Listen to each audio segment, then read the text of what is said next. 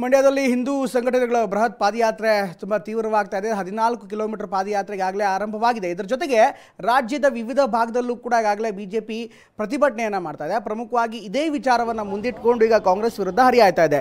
ಬಿಜೆಪಿಯ ವಾದ ಏನು ಅಂದರೆ ಧರ್ಮಧ್ವಜ ಅಥವಾ ಹನುಮಧ್ವಜ ಹಿಂದೆ ಕೂಡ ಹಾರಾಟ ಮಾಡಲಾಗ್ತಾ ಇತ್ತು. 40 ವರ್ಷಗಳಿಂದ ಆ ಧ್ವಜವನ್ನು ಹಾರಾಟ ಮಾಡಲಾಗ್ತಾ ಇತ್ತು. ಆದರೆ 22ನೇ ತಾರೀಕು ಒಂದು ವಿಶೇಷ ಅನುಮತಿಯ ಮೇರೆಗೆ ಪ್ರಾಣ ಪ್ರತಿಷ್ಠಾಪನೆ ಇದ್ದಂಥ ಹಿನ್ನೆಲೆ ಅಂದರೆ ಅಯೋಧ್ಯೆಯಲ್ಲಿ ರಾಮ ಪ್ರಾಣ ಪ್ರತಿಷ್ಠಾಪನೆಯ ದಿನ ನಾವು ಒಂದು ದೊಡ್ಡ 108 ಅಡಿಯ ಸ್ತಂಭವನ್ನು ನಿರ್ಮಾಣ ಮಾಡಿದ್ವಿ. ಅದರಲ್ಲಿ ಬಾವುಟ ಆರಿಸೋದಕ್ಕೆ ತೀರ್ಮಾನ ಮಾಡಿದ್ವಿ.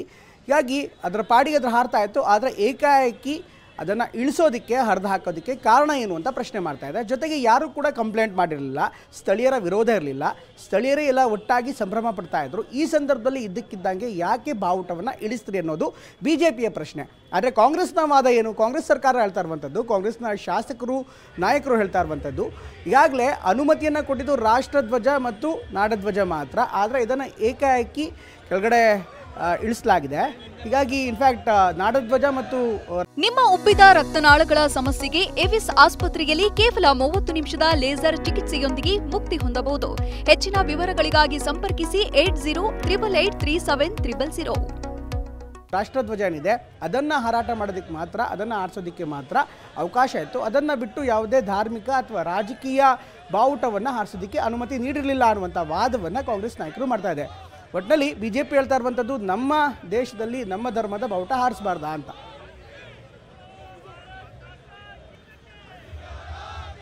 ಬಟ್ ಇನ್ನು ಕಡೆ ಬೆಂಗಳೂರಿನಲ್ಲೂ ಕೂಡ ಪ್ರತಿಭಟನೆ ತುಂಬ ಜೋರಾಗ್ತಾ ಇದೆ. ವಿಪಕ್ಷ ನಾಯಕ ಆರ್ ಅಶೋಕ್ ಅವರ ನೇತೃತ್ವದಲ್ಲಿ ಪ್ರತಿಭಟನೆ ನಡೀತಾ ಇದೆ. ಈ ಬಗ್ಗೆ ಇನ್ನಷ್ಟು ಹೆಚ್ಚಿನ ಮಾಹಿತಿಯನ್ನು ನೀಡ್ತಾರೆ ನಮ್ಮ ಪ್ರತಿನಿಧಿ ಕಿರಣ್. ಬೆಂಗಳೂರಿನ ಮೈಸೂರು ಬ್ಯಾಂಕ್ ಸರ್ಕಲಿಂದ ಜಾಯ್ನ್ ಆಗ್ತಾರೆ. ಕಿರಣ್, ಕಳೆದ ಬಾರಿಯ ವಿಧಾನಸಭಾ ಚುನಾವಣೆಯಲ್ಲೂ ಕೂಡ ಬಿಜೆಪಿ ನಾಯಕರು ಜೈ ಬಜರಂಗ್ ಬಲಿ ಅಂತ ಕಾಂಗ್ರೆಸ್ ವಿರುದ್ಧ ಹರಿಯಾದಿದ್ರು. ಆಗ ತನ್ನ ಪ್ರಣಾಳಿಕೆಯಲ್ಲಿ ಕಾಂಗ್ರೆಸ್ ಬಜರಂಗ್ ದಳವನ್ನು ಬ್ಯಾನ್ ಮಾಡ್ತೀನಿ ಅಂತ ಘೋಷಣೆ ಮಾಡಿತ್ತು. ಈಗ ಮತ್ತೆ ಹನುಮನ ವಿಚಾರ ಮುನ್ನೆಲೆಗೆ ಬಂದಿದೆ. ಇದೇ ವಿಚಾರ ಈಗ ಬಿಜೆಪಿಗೆ ಯಾವ ರೀತಿ ಬಲ ತಂದುಕೊಡ್ಬೋದು ಅಥವಾ ಯಾವ ರೀತಿ ರಾಜಕೀಯ ದಾಳವನ್ನು ಉಳಿಸೋದಕ್ಕೆ ಬಿಜೆಪಿಗೆ ಸಹಕಾರಿ? ಕಿರಣ್. ಖಂಡಿತ ಪ್ರಮೋದ್, ವಿಧಾನಸಭಾ ಚುನಾವಣೆಯ ಮಾದರಿಯಲ್ಲಿ ಲೋಕಸಭಾ ಚುನಾವಣೆಗೆ ಸಂದರ್ಭಕ್ಕೆ ಕೂಡ ಈಗ ಬಿಜೆಪಿಗೆ ಹನುಮನ ವಿಚಾರವೇ ಈಗ ಮುನ್ನೆಲೆಗೆ ತೆಗೆದುಕೊಂಡು ಬರೋದಕ್ಕೆ ಅವಕಾಶವನ್ನು ಈಗ ಮಾಡಿಕೊಡಲಾಗಿದೆ. ಅಂದರೆ ಇಲ್ಲಿ ಆಗಿರುವಂಥ ಕೆಲವೊಂದಷ್ಟು ಘಟನೆಗಳಿಂದ ಬಿಜೆಪಿಗೆ ಒಂದು ಅವಕಾಶ ಸಿಕ್ಕಿದೆ. ಇಲ್ಲಿ ಬಿಜೆಪಿ ಈ ಒಂದು ವಿಚಾರವನ್ನು ಭಾವನಾತ್ಮಕವಾಗಿ ತೆಗೆದುಕೊಂಡು ಹೋಗುವಂಥ ತೀರ್ಮಾನವನ್ನು ಈಗಾಗಲೇ ಮಾಡಿಕೊಂಡಿದೆ. ಆ ಕಾರಣಕ್ಕಾಗಿ ನಿನ್ನೆ ಘಟನೆ ತೀವ್ರ ಸ್ವರೂಪ ಪಡೆಯುತ್ತಿರುವಂತಹ ಒಂದು ಸೂಚನೆ ಸಿಕ್ಕಿದ ಕೂಡಲೇ ವಿಪಕ್ಷ ನಾಯಕ ಅಶೋಕ್ ಮತ್ತು ಶಾಸಕರುಗಳು ಸ್ಥಳಕ್ಕೆ ತೆರಳಿ ಅಲ್ಲಿ ಪ್ರತಿಭಟನೆಯನ್ನು ಕೂಡ ಮಾಡಿದ್ರು. ಮತ್ತು ಬಿಜೆಪಿ ರಾಜ್ಯಾಧ್ಯಕ್ಷ ವಿಜೇಂದ್ರ ತಕ್ಷಣಕ್ಕೆ ಇವತ್ತು ರಾಜ್ಯದ ಎಲ್ಲಾ ಜಿಲ್ಲಾ ಕೇಂದ್ರಗಳಲ್ಲೂ ಕೂಡ ಪ್ರತಿಭಟನೆಗೆ ಕರೆಯನ್ನ ಕೂಡಲೇ ಕೊಟ್ಟಿದ್ರು. ಎಲ್ಲಾ ಜಿಲ್ಲಾ ಕೇಂದ್ರಗಳಲ್ಲಿ ಪ್ರತಿಭಟನೆಗೆ ಕರೆ ಕೊಟ್ಟಿರುವಂತಹ ಉದ್ದೇಶ ಏನಂದ್ರೆ ಈ ಒಂದು ಮಂಡ್ಯದಲ್ಲಿ ನಡೆದಂತಹ ಒಂದು ಪ್ರಕರಣವನ್ನು ಇಡೀ ರಾಜ್ಯವ್ಯಾಪಿ ತೆಗೆದುಕೊಂಡು ಹೋಗುವಂತದ್ದು. ಆ ಮೂಲಕ ಇಡೀ ಕಿರಣ್, ಮೈಸೂರು ಬ್ಯಾಂಕ್ ಸರ್ಕಲ್ ಅಲ್ಲಿ ಯಾವ ರೀತಿ ಪ್ರತಿಭಟನೆ ನಡೀತಾ ಇದೆ, ಜೊತೆಗೆ ಅಲ್ಲಿ ಏನು ಪರಿಸ್ಥಿತಿ ಇದೆ ಅಂತ ತೋರಿಸಬಹುದಾ? ಅಲ್ಲಿ ನಾಯಕರು ಕೂಡ ಇದ್ದಾರೆ, ಏನಾಗ್ತಿದೆ ಆ ದೃಶ್ಯಗಳನ್ನು ತೋರಿಸಬಹುದಾ? ನಾಯಕರ ಜೊತೆಗೆ ಮಾತಾಡಬಹುದಾ? ಹಾಗೆ ಪ್ರಮೋದ್, ಈಗಾಗಲೇ ಬೆಂಗಳೂರಿನ ಮೈಸೂರು ಬ್ಯಾಂಕ್ ವೃತ್ತದಲ್ಲಿ ಪ್ರತಿಭಟನೆ ಆರಂಭ ಆಗಿದೆ. ಈಗಾಗಲೇ ಬೆಂಗಳೂರಿನ 3 ಬಿಜೆಪಿ ಜಿಲ್ಲಾಧ್ಯಕ್ಷರುಗಳ ನೇತೃತ್ವದಲ್ಲಿ ಪ್ರತಿಭಟನೆ ಆರಂಭ ಆಗಿದೆ. ವಿಧಾನಸಭಾ ವಿಪಕ್ಷ ನಾಯಕ ಆರ್ ಅಶೋಕ್ ಇನ್ನಷ್ಟೇ ಈ ಒಂದು ಪ್ರತಿಭಟನೆಗೆ ಸೇರ್ಕೊಳ್ಬೇಕಾಗಿದೆ. ಶಾಸಕರಾದಂತಹ ಸಿ.ಕೆ. ರಾಮಮೂರ್ತಿ, ಎಂ ಕೃಷ್ಣಪ್ಪ ಸೇರಿದಂತೆ ಬಿಜೆಪಿಯ ಬೆಂಗಳೂರಿನ ಪ್ರಮುಖರು ಈ ಪ್ರತಿಭಟನೆಯಲ್ಲಿ ಪಾಲ್ಗೊಂಡಿದ್ದಾರೆ. ಪ್ರಮುಖವಾದಂತಹ ವಿಚಾರ ಏನಂದ್ರೆ ಇಲ್ಲಿ ರಾಜ್ಯ ಸರ್ಕಾರದ ವಿರುದ್ಧ ಪ್ರತಿಭಟನೆ ನಡೀತಿರುವಂತಹ ಕಾರಣಕ್ಕಾಗಿ ಮೈಸೂರು ಬ್ಯಾಂಕ್ ವೃತ್ತದಲ್ಲಿ ಪ್ರತಿಭಟನೆಯನ್ನು ನಡೆಸಬಾರದು ಅನ್ನುವಂತ ಒಂದು ಸೂಚನೆಯನ್ನ ಬಿಜೆಪಿ ನಾಯಕರಿಗೆ ಪೊಲೀಸ್ ಇಲಾಖೆಯಿಂದ ಇವತ್ತು ಈಗಷ್ಟೇ ಪ್ರತಿಭಟನೆ ಆರಂಭವಾಗ್ತಿದ್ದಂತೆ ಕೊಡಲಾಗಿದೆ. ಅಂದ್ರೆ ಮೈಸೂರು ಬ್ಯಾಂಕ್ ವೃತ್ತದಲ್ಲಿ ಪ್ರತಿಭಟನೆ ನಡೆಸುವ ಬದಲಾಗಿ ಫ್ರೀಡಂ ಪಾರ್ಕ್ ನಲ್ಲಿ ಅನುಮತಿಯನ್ನ ಪಡೆದ ಪ್ರತಿಭಟನೆ ನಡೆಸಿ ಅನ್ನುವಂತಹ ಲಿಖಿತ ಸೂಚನೆಯನ್ನ ಪೊಲೀಸ್ ಇಲಾಖೆಯಿಂದ ಬಿಜೆಪಿ ನಾಯಕರಿಗೆ ಕೊಡಲಾಗಿದೆ. ಅಂದ್ರೆ ಇಲ್ಲಿ ಬೆಂಗಳೂರಿನ ಬಿಜೆಪಿ ಉತ್ತರ ಜಿಲ್ಲಾಧ್ಯಕ್ಷ ಎಸ್ ಹರೀಶ್ ಮತ್ತು ದಕ್ಷಿಣ ಜಿಲ್ಲಾಧ್ಯಕ್ಷ ಹಾಗೂ ಶಾಸಕ ಸಿ.ಕೆ. ರಾಮಮೂರ್ತಿ ಅವರಿಗೆ ಪ್ರತಿಭಟನೆ ನಡೆಸಬೇಡಿ ಮೈಸೂರು ಬ್ಯಾಂಕ್ ವೃತ್ತದಲ್ಲಿ ಅನ್ನುವಂತ ಒಂದು ಲಿಖಿತ ನೋಟಿಸ್ ಅನ್ನು ಕೊಟ್ಟಿದ್ರು. ಆದ್ರೆ ಅದಕ್ಕೆ ಒಪ್ಪದಂತಹ ಬಿಜೆಪಿ ನಾಯಕರುಗಳು ಫ್ರೀಡಂ ಪಾರ್ಕ್ ನಲ್ಲಿ ಅವಕಾಶ ಈಗ ಪಡೆದು ಪ್ರತಿಭಟನೆ ನಡೆಸೋದಕ್ಕೆ ಸಾಧ್ಯವಿಲ್ಲ, ಅಲ್ಲಿ ಈಗಾಗಲೇ ಬೇರೆ ರೀತಿಯಾದಂತಹ ಪ್ರತಿಭಟನೆಗಳು ನಡೀತಾ ಇದೆ ಅನ್ನುವಂತಹ ಒಂದು ಕಾರಣಕ್ಕಾಗಿ ಮೈಸೂರು ಬ್ಯಾಂಕ್ ವೃತ್ತದಲ್ಲೇ ಪ್ರತಿಭಟನೆ ನಡೆಸ್ತೀವಿ ಅನ್ನುವಂತ ಒಂದು ವಾದವನ್ನ ಬಿಜೆಪಿ ನಾಯಕರುಗಳು ಪೊಲೀಸರ ಮುಂದಿಟ್ಟರು. ಹೀಗಾಗಿ ಪೊಲೀಸರು ಯಾವುದೇ ರೀತಿಯಿಂದ ಅಡ್ಡಿಪಡಿಸುವುದಕ್ಕೆ ಮುನ್ನವೇ ಈಗ ಪ್ರತಿಭಟನೆಯನ್ನು ಆರಂಭಿಸಿದ್ದಾರೆ. ಮೈಸೂರು ಬ್ಯಾಂಕ್ ವೃತ್ತದಲ್ಲಿ ಪ್ರತಿಭಟನೆ ಈಗಾಗಲೇ ನಡೀತಾ ಇದೆ. ಬಿಜೆಪಿ ನಾಯಕರು ಪ್ರತಿಭಟನೆ ಮುಂದುವರಿಸ್ತಾ ಇದ್ದಾರೆ. ಪ್ರಮೋದ್, ರೈಟ್, ನೀವು ಹಾಗೆ ಸಂಪರ್ಕದಲ್ಲಿರಿ. ಕಿರಣ್ ಜೊತೆಗೆ ಮತ್ತೆ ಮಾತಾಡ್ತೀನಿ ನಾನು. ಇನ್ನೊಂದು ಕಡೆಗೆ ಪ್ರಶಾಂತ್ ಜಾಯ್ನ್ ಆಗ್ತಾ ಇದ್ದಾರೆ ಮಂಡ್ಯದಿಂದ. ಮಂಡ್ಯದ ಕೆರೆಗೂಡಿನಲ್ಲಿ ಈಗಾಗಲೇ ಪಾದಯಾತ್ರೆ ಆರಂಭವಾಗಿ ಜಿಲ್ಲಾಧಿಕಾರಿ ಕಚೇರಿ ಹತ್ರ ಹೋಗ್ತಾ ಇದೆ. ಪ್ರಶಾಂತ್, ಮಂಡ್ಯ ಮಂಡ್ಯದಲ್ಲಿ ಬಹುಶಃ ಈ ಒಂದು ಪ್ರಕರಣ ಇದೆ, ಒಂದು ಹೊಸ ರಾಜಕೀಯ ಅಲೆಯನ್ನು ಸೃಷ್ಟಿ ಮಾಡುತ್ತಾ. ಯಾಕಂದರೆ ಒಂದು ಕಡೆಗೆ ಪ್ರತಿಭಟನೆ, ಒಂದು ಕಡೆಗೆ ಭಾವನಾತ್ಮಕ ವಿಚಾರ, ಒಂದು ಕಡೆಗೆ ಧಾರ್ಮಿಕ ವಿಚಾರ, ಇನ್ನೊಂದು ಕಡೆಗೆ ರಾಜಕೀಯ ಆರೋಪ ಪ್ರತ್ಯಾರೋಪಗಳು. ಅಲ್ಲಿ ಸನ್ನಿವೇಶ ಹೇಗಿದೆ, ಜೊತೆಗೆ ರಾಜಕೀಯವಾಗಿ ಇದು ಎಷ್ಟು ಮಹತ್ವ ಆಗ್ಬೋದು ಮುಂದಿನ ದಿನಗಳಲ್ಲಿ? ಪ್ರಮೋದ್, ನಿಜಕ್ಕೂ ಕೂಡ ಕೆರಗೋಡು ಗ್ರಾಮ ನೆನೆ ಅಕ್ಷರಶಃ ಒಂದ್ ಕಡೆ ರಣಾಂಗಣ ಆಗಿತ್ತು, ಮತ್ತೊಂದು ಕಡೆ ಇದು ರಾಜಕೀಯ ತಿರುವು ಕೂಡ ಪಡ್ಕೊಳ್ತಾ ಇದೆ. ಹನುಮಧ್ವಜವನ್ನ ಇಳಿಸಿರೋದನ್ನ ವಿರೋಧಿಸಿ ಈಗಾಗಲೇ ಪಾದಯಾತ್ರೆ ಕೂಡ ಆರಂಭ ಆಗಿದೆ. ಕೆರಗೋಡು ಗ್ರಾಮದಿಂದ ಜಿಲ್ಲಾಧಿಕಾರಿ, ಮಂಡ್ಯದ ಜಿಲ್ಲಾಧಿಕಾರಿ ಕಚೇರಿವರೆಗೂ ಕೂಡ ಪಾದಯಾತ್ರೆ ನಡೀತಾ ಇದೆ. ಸಾಕಷ್ಟು ಜನ ಬಿಜೆಪಿ ಹಾಗೂ JDSನ ಕಾರ್ಯಕರ್ತರು, ಜೊತೆಗೆ ನಾಯಕರುಗಳು, ಮಾಜಿ ಸಚಿವರುಗಳು, ಶಾಸಕರುಗಳು ಕೂಡ ಪಾಲ್ಗೊಂಡಿದ್ದಾರೆ. ಹೀಗಾಗಿ ಇದನ್ನ ರಾಜಕೀಯವಾಗಿ ಪಡ್ಕೊಂತ ಇರೋ ಒಂದು ಧಾರ್ಮಿಕ ಭಾವನೆಗೆ ಧಕ್ಕೆ ಆಗಿದೆ.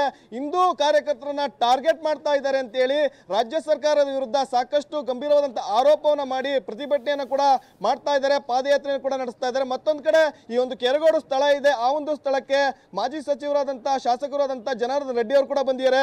ಪೊಲೀಸರು ಕೂಡ ಜೊತೆ ಮಾತುಕತೆ ನಡೆಸ್ತಿದ್ದಾರೆ. ವಿವಾದಿತ ಸ್ಥಳ ಇದೆ, ಅಲ್ಲಿ ತೆರಳ್ತೀವಿ ಅಂತ ಹೋಗ್ತಾ ಇದ್ದಾರೆ. ಆದ್ರೆ ಅವ್ರನ್ನ ತೆರಳೋದಕ್ಕೂ ಕೂಡ ಪೊಲೀಸರು ಬಿಡ್ತಾ ಇಲ್ಲ. ಪೊಲೀಸರನ್ನ ಮನವೊಲಿಸ್ತಾ ಇದ್ದಾರೆ, ನಾವು ತೆರಳ್ತೀವಿ ಅಂತ. ಆದ್ರೆ ಪೊಲೀಸರು ಅನುಮತಿಯನ್ನ ಕೊಡ್ತಾ ಇಲ್ಲ. ಯಾವುದೇ ಕಾರಣಕ್ಕೂ ನಾವು ಇಲ್ಲಿ ಬಿಡೋದಿಲ್ಲ ಅಂತ ಹೇಳ್ತಾ ಇದ್ದಾರೆ. ಅಂದ್ರೆ ನಾನು ಗಂಗಾವತಿಯ ಶಾಸಕ, ಇಲ್ಲಿ ಆಂಜನೇಯ ಹುಟ್ಟಿರುವಂತಹ ಸ್ಥಳ ನನ್ನ ಕ್ಷೇತ್ರದಲ್ಲಿರುವಂತದ್ದು. ಹೀಗಾಗಿ ಆಂಜನೇಯಗೆ ಧಕ್ಕೆ ಆಗಿದೆ. ಹೀಗಾಗಿ ಈ ರೀತಿ ಕಾಂಗ್ರೆಸ್ ವಿರುದ್ಧ ಕೂಡ ಸಾಕಷ್ಟು ಆಕ್ರೋಶವನ್ನು ಕೂಡ ವ್ಯಕ್ತಪಡಿಸಿದ್ರು. ಅಂದ್ರೆ ಧ್ವಜಸ್ತಂಭ ಏನಿದೆ, ಆ ಧ್ವಜಸ್ತಂಭದ ಹತ್ರ ತೆರಳೋದಕ್ಕೂ ಕೂಡ ಜನಾರ್ದನ್ ರೆಡ್ಡಿ ಅವರು ಮುಂದಾಗ್ತಾ ಇದ್ದಾರೆ. ಪೊಲೀಸರು ಕೇವಲ ಒಬ್ಬರಿಗೆ ಮಾತ್ರ ಅವಕಾಶವನ್ನ ಮಾಡ್ಕೊಡ್ತೀವಿ, ಬೇರೆ ಯಾರಿಗೂ ಕೂಡ ಅವಕಾಶವನ್ನ ಮಾಡೋದಿಲ್ಲ ಅಂತಾನು ಕೂಡ ಹೇಳ್ತಾ ಇದ್ದಾರೆ. ಅಂದ್ರೆ ಸುತ್ತಲೂ ಕೂಡ ಇಲ್ಲಿ ಬ್ಯಾರಿಕೇಡ್ ಹಾಕಿ ಯಾರಿಗೂ ಕೂಡ ತೆರಳದಂತೆ ಕೂಡ ಪೊಲೀಸರು ನೋಡ್ಕೊಂತ ಇರುವಂತದ್ದು. ಈಗಾಗಲೇ CC ಕ್ಯಾಮೆರಾಗಳನ್ನು ಕೂಡ ಅಳವಡಿಸಿದ್ದಾರೆ. ಆದ್ರೆ ನನ್ನ ಕ್ಷೇತ್ರದಲ್ಲೇ ಆಂಜನೇಯ ಹುಟ್ಟಿರುವಂತದ್ದು. ಹೀಗಾಗಿ ಸಾಕಷ್ಟು ಧಾರ್ಮಿಕ ಭಾವನೆಗಳಿಗೆ ಧಕ್ಕೆ ಆಗಿದೆ ಅಂತ ಹೇಳಿ ಜನಾರ್ದನ್ ರೆಡ್ಡಿ ಅವರು ಕೂಡ ಕೆರಗೋಡು ಗ್ರಾಮಕ್ಕೆ ಬಂದಿರುವಂತದ್ದು. ಈ ಹನುಮನನ್ನ ಎದುರಾಕೊಂಡಿರುವಂತವರು ಯಾರು ಕೂಡ ಉಳಿಯೋದಿಲ್ಲ. ಸಿದ್ದರಾಮಯ್ಯಗೆ ಕಾಂಗ್ರೆಸ್ ಪಕ್ಷ ಕೂಡ ಸರ್ವನಾಶ ಆಗುತ್ತೆ ಅಂತ ಹೇಳಿ ಕಾಂಗ್ರೆಸ್ ಪಕ್ಷದ ವಿರುದ್ಧ, ರಾಜ್ಯ ಸರ್ಕಾರದ ವಿರುದ್ಧ, ಸಿದ್ದರಾಮಯ್ಯ ವಿರುದ್ಧ ಸಾಕಷ್ಟು ಆಕ್ರೋಶವನ್ನು ವ್ಯಕ್ತಪಡಿಸಿದ್ರು. ನೀವು ದೃಶ್ಯದಲ್ಲಿ ನೋಡ್ತಾ ಇದ್ದೀರಾ, ಲೈವ್ ದೃಶ್ಯಗಳು. ಆ ಒಂದು ಸ್ಥಳಕ್ಕೂ ಕೂಡ ತೆರಳೋದಕ್ಕೂ ಕೂಡ ಮುಂದಾಗ್ತಾ ಇದ್ದಾರೆ. ಕೇವಲ ಒಬ್ಬರಿಗೆ ನಾವು ಅವಕಾಶ ಮಾಡ್ಕೊಡ್ತೀವಿ ಅಂತ ಹೇಳಿ ಪೊಲೀಸರು ಅವಕಾಶವನ್ನ ಮಾಡ್ಕೊಡ್ತಿದ್ದಾರೆ. ಪೊಲೀಸರ ಜೊತೆ ಸಾಕಷ್ಟು ಜನ ಕಾರ್ಯಕರ್ತರು ಕೂಡ ಆಕ್ರೋಶವನ್ನು ವ್ಯಕ್ತಪಡಿಸಿದ್ದಾರೆ. ನಾನು ಮಾತಾಡ್ತೀನಿ ಪ್ರಮೋದ್, ಅವ್ರು ಜನಾರ್ದನ್ ರೆಡ್ಡಿ ಅವರ ಸರ್ ಈಗ ಸ್ಥಳಕ್ಕೆ ಬಂದಿದ್ದೀರಾ, ಲೈವ್ ಇದೆ, ತಾವು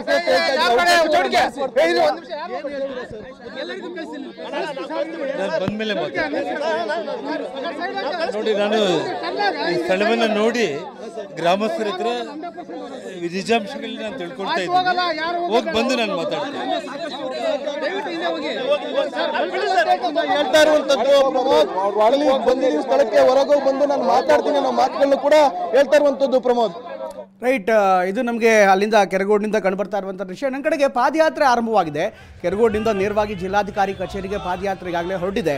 ಸುಮಾರು 14 ಕಿಲೋಮೀಟರ್ನ ಪಾದಯಾತ್ರೆ ನೋಡ್ಬೋದು. ತುಂಬ ದೊಡ್ಡ ಪ್ರಮಾಣದಲ್ಲಿ ಜನರು ಕೂಡ ಸೇರಿದ್ದಾರೆ. ಒಂದು ಕಡೆಗೆ ಮಂಡ್ಯದಲ್ಲಿ ಪಾದಯಾತ್ರೆ ಇದ್ದರೆ, ನನ್ನ ಕಡೆಗೆ ಬೆಂಗಳೂರಿನ ಮೈಸೂರು ಬ್ಯಾಂಕ್ ಸರ್ಕಲ್ನ ಆಂಜನೇಯ ಸ್ವಾಮಿ ದೇವಸ್ಥಾನದ ಮುಂದೆ BJP ನಾಯಕರು ಪ್ರತಿಭಟನೆಯನ್ನು ಮಾಡ್ತಾ ಇದ್ದಾರೆ.